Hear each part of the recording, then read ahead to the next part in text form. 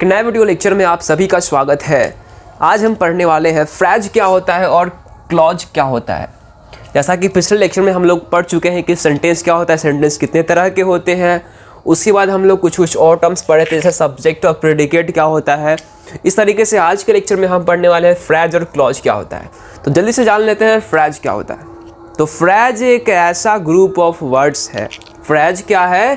Phrase एक ऐसा group of words है जिससे हम कुछ कंप्लीट सेंस नहीं लगा पाते हैं, लेकिन वो हमें कुछ सेंस देता है।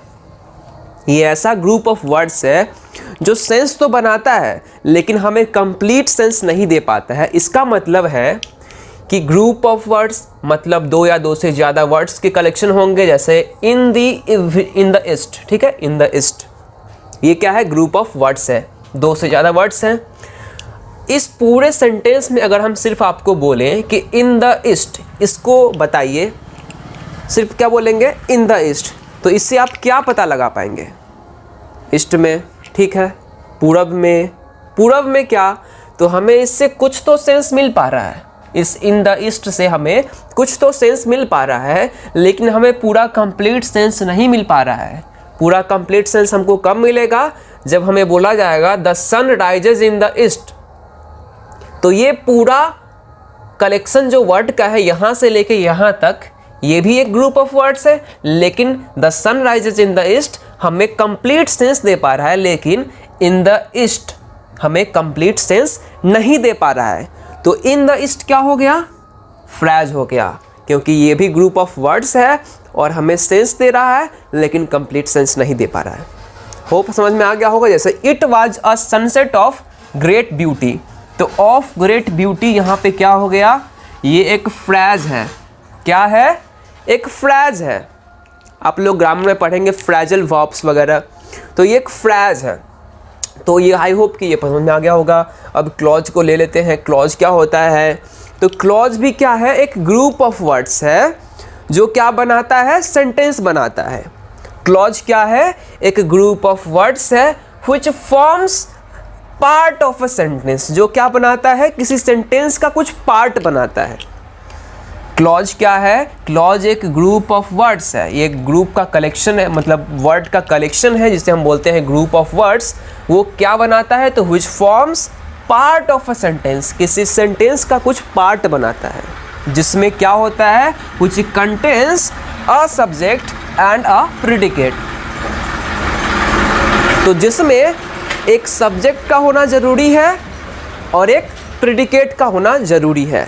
मैं क्या बोला कि एक ऐसा ग्रुप ऑफ वर्ड्स जो क्या बनाता है? किसी सेंटेंस का वह पार्ट बनाता है, जिसमें एक सब्जेक्ट का होना जरूरी है और एक प्रेडिकेट का होना जरूरी है। तो उसे हम क्या बोलेंगे? क्लॉज बोलेंगे। तो समझ में आ गया होगा। एग्जाम्पल ले लेते हैं। People who pay their debts are trusted.